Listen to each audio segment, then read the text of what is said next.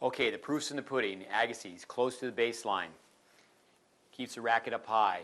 The right arm's going to straighten out. You can see the Ferris wheel swing, the yellow line. The racket's going up a flight of stairs. Relaxes the swing from the elbows. Front leg is going to be straight. He's going to get a ground reaction force. Look how long the hitting zone is.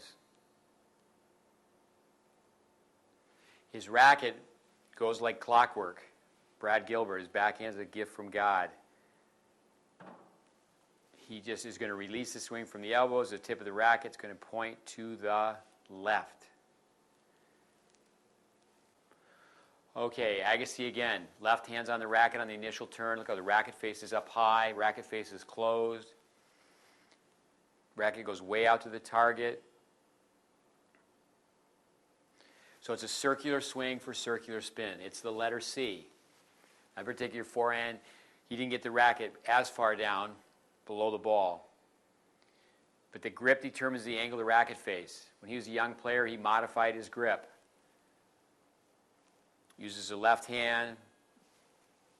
It's on the same side of his body.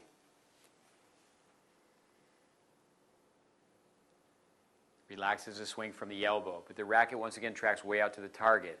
Okay, watch Anchik's feet. He's moving forward. Gets organized with a split step. Racket centered in a neutral position. Has a forehand grip. Racket face is closed. Short compact swing. Long hitting zone. And we'll see it again.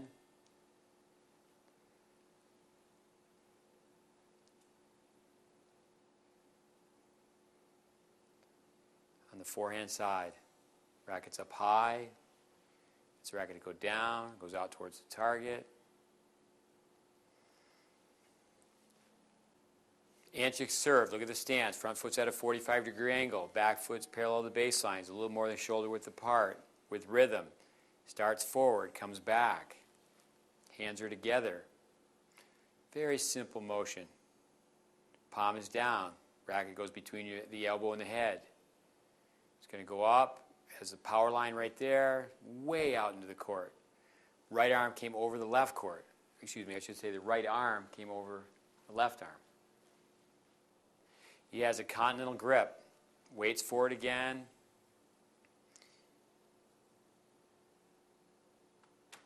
Everybody has their own little idiosyncrasies, nuances. He does take a slight step back with his right foot, but the toss is going forward. So he doesn't have to make an angular change with his swing. He can generate racket head speed. Left arm is up, way, way into the court. And again, the right arm goes over the left arm. Look how far his front foot landed in the court. That's an indicator of how far he tossed in front. Okay, Baghdadis. Again, split steps inside the court. Great shoulder rotation. Racket's up high. Racket goes over his shoulder. Maintains a very good center of gravity. In other words, he's in a position to run forward after hitting the backhand. A lot of the top players are not in a position to do that off the forehand side. He does reset the swing. He takes that racket low, then goes high. But look at the angle up.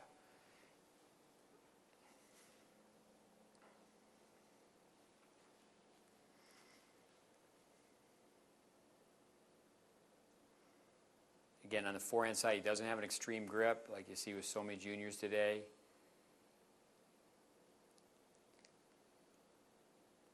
On that particular backhand, he stayed down, but look at the lift. So it's not like every time the players lift up. But you'll see a majority of the time when they're in the ground stroke exchange, they lift up. Left hand's on the racket on the initial turn. Racket's up high. Gets way, way below the ball. Burdich on the overhead. Great athlete, but he could use that left hand longer. He could turn the upper body more, and he has a slightly regressed palm up. Now keep in mind, the pros, just like all of us, they started playing with the idea that they could hit down on overheads because the tennis court creates optical problems. But he does have an abbreviated swing. Has a continental grip. The racket goes between his elbow and his head. Left arm is up. But you can see where the palm was slightly up. Right arm over the left arm. biomechanically at the impact point, the pros are approximately 95% the same. Buric on the return. He's positioned himself where he can bisect the potential angle of the incoming serve. You see how the racket's centered. Certainly we could tell him push his hands a little further in front, get his elbow off his body, but he does so many things well. Again, with the top players, you have to watch how great they are with their feet.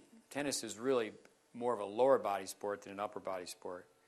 Makes a split. Now watch how compact this return is. Racket's up high, racket the same side of the body, very close to hand on the finish. And now we'll see a backhand.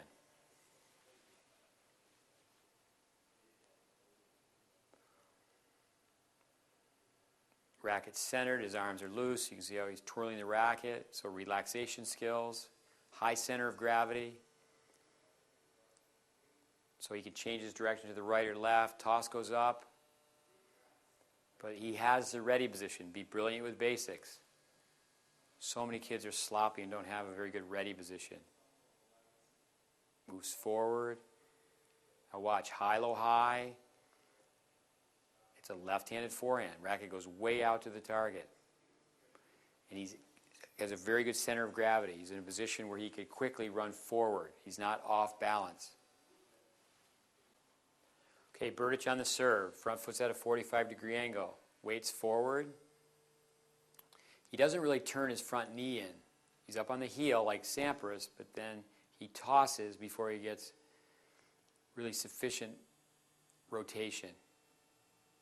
Toss falls a little bit. He opens up prior to the hit. This front foot goes off to a 45-degree angle in the opposite direction. But he, just like anyone, wants to know the details on how to get better.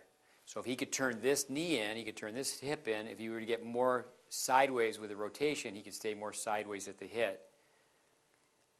But look how far in front he is with a toss. Keeps the head up at the hit.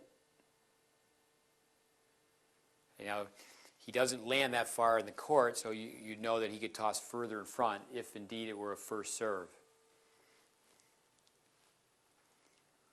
But when we go from one player to the next, it's amazing how there's far more similarities than there are differences.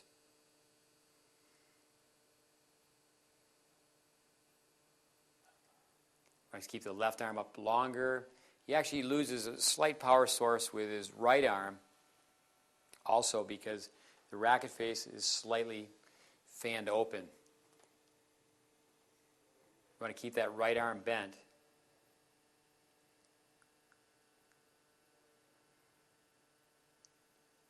So obviously he's going to get an A on the serve, but to get an A+.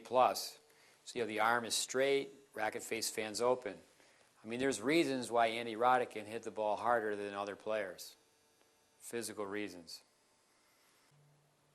All right, James Blake's forehand in regular speed. And you'll see when we go back and look at it in slow motion how it's so misinterpreted.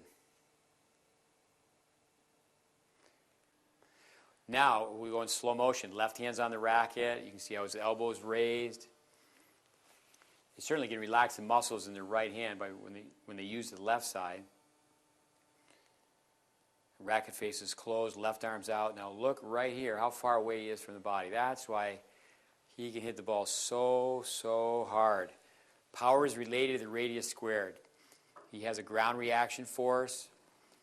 His arm and racket form a lever. So he's so far out. Now the racket goes way out towards the target, but he swings so fast. What we see with the naked eye and the untrained eye, it looks like he's just horizontally pulling across his body from the get-go. But that's a great shot. Body's at a 45-degree angle. Eyes are at the hit. Okay? It's a physical reason why he can generate so much spin of shot, so much speed of shot. Now hold up right here is, you can see though that if you were to push James right now, he'd run this way. Now obviously he's one of the fastest players in the game, but he can lose a step in transitioning to the net because of how he loses